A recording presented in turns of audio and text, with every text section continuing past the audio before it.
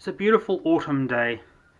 You can see we started cleaning up the yard, but we hadn't charged up the battery on the lawnmower, so we didn't get it all done before we ran out of juice. What I've got is some veal, a shoulder of veal that I was gifted from a nice generous man at work. I'm taking it out of the fridge to bring it up to room temperature as much as possible, and meanwhile I've seasoned it, salt, pepper, and a little bit I'm going to go out and fire up my grill and get it as hot as I can to give it a good sear on each side, get some caramelization going on before the plan is to slow cook it in a Dutch oven inside in the oven. Apparently, often a shoulder of veal can be a little bit on the tough side. Often people turn it to mincemeat or sausages, but apparently if you cook it delicately, slowly, in this way we can get some good, tender, tasty meat out of it. So that's the plan. Because venison is such a lean meat, we really need to avoid it becoming too dry. Give it back some fats to carry the flavour and to keep it moist. And we would love to have more bacon than what we have, but at least this bacon that I have has plenty of fat to render down and give us some added flavour at the same time. So it's not too important for me to even chop this up, but it might just help with the rendering and help with the distribution of the flavours at some point.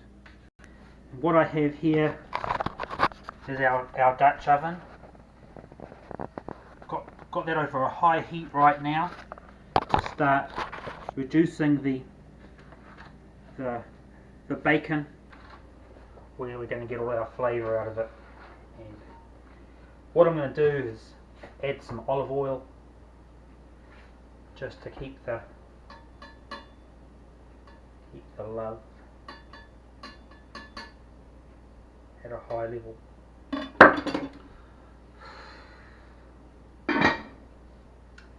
Now, I'm a great believer in cooking with what you got. So as far as the sauce, the stock, I've seen them use beef stock online, but I don't have any beef stock. So what am I going to do? Well, found some beer that I've had in the fridge for a long time. I bought this on a whim. This Death by Coconut. It's almost like a stout with a coconut flavour to it. And I didn't really like it once I got it home. So I've been on occasion sharing it when I thought I had a sweet tooth for beer and I could handle the stout. This is the last can I've got.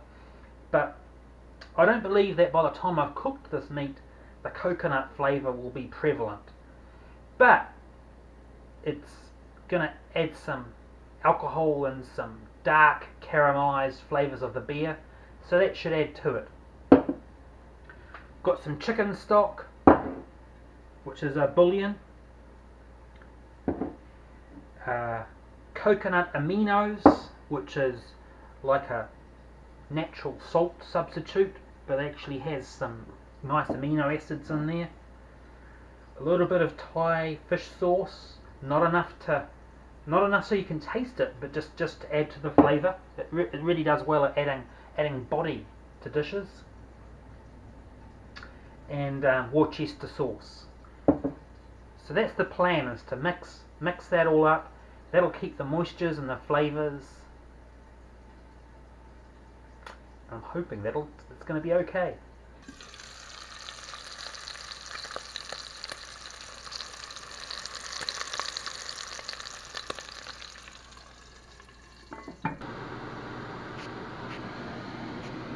So I found some nice looking herbs to add. That I've just added to my stock that I've been building up.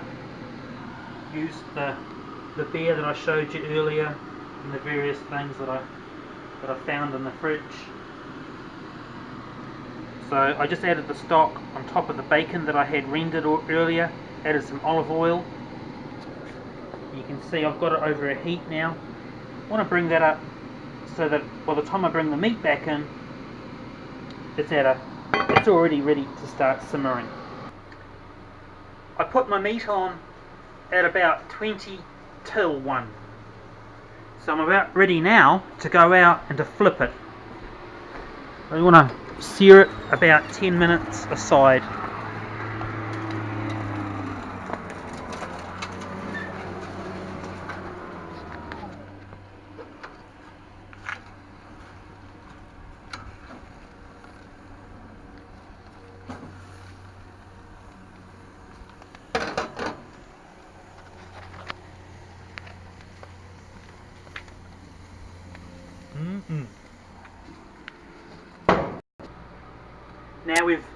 Now we've had it on the grill for a total of 20 minutes.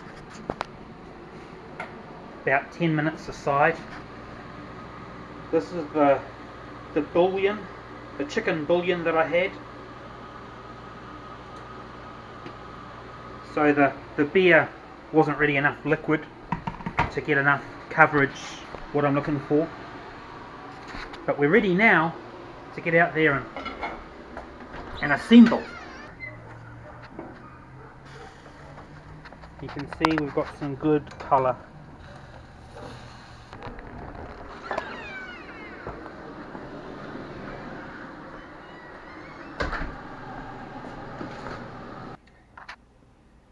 So now we've got our oven at temperature.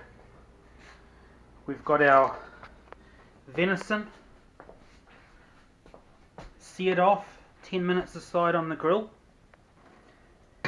And we've got our stock simmering and the rest of our bouillon ready to add. So let's do the assembly.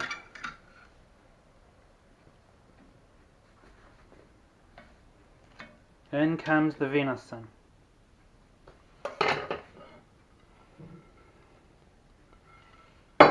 Yeah, I don't believe in wasting any flavour.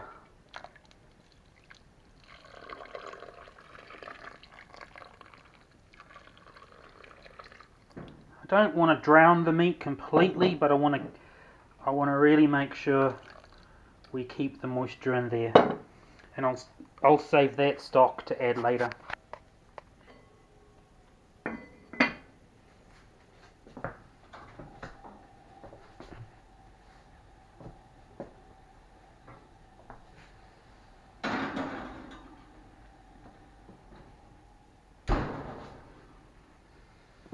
And we'll come back in 2 hours.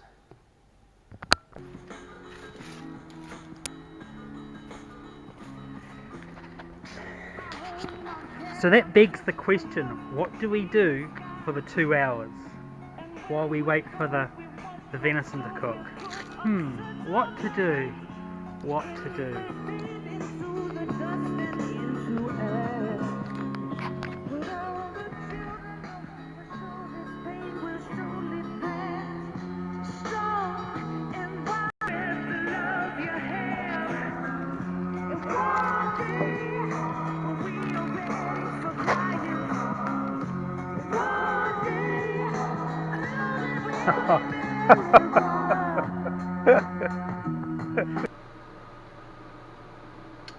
Okay, so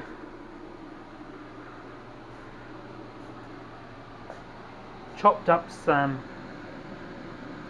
potato, and this is a sweet potato that's called murasaki, which seems to be a lot like kumara. So I'm interested to see how that's going to turn out. And I put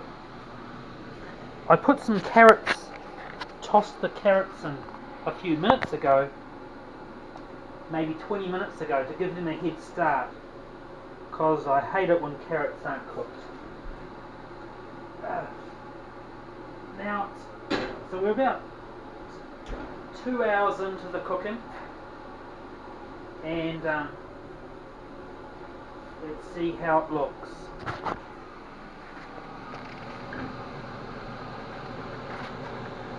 Looking pretty good. Now it's time to add the, let's just say add the kumaras and the potatoes.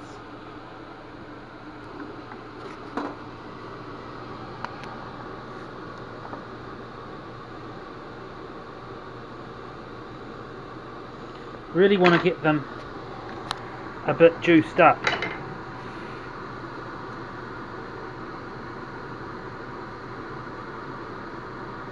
So they can start absorbing the flavours. Time to go back in.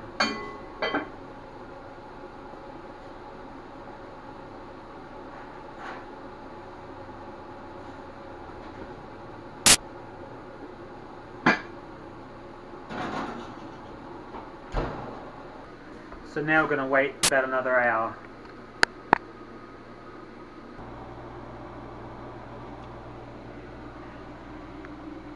So it's about an hour later.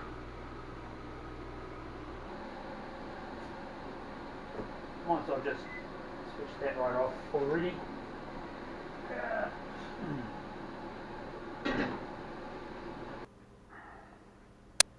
Here we go. Here we go. It's looking at the clock there. We're about an hour after putting in the vegetables. Everything, including the carrots, nice and tender. The meat is sort of starting to fall apart, but still has consistency. So I think we're in good shape. So I've dished up a couple of small plates.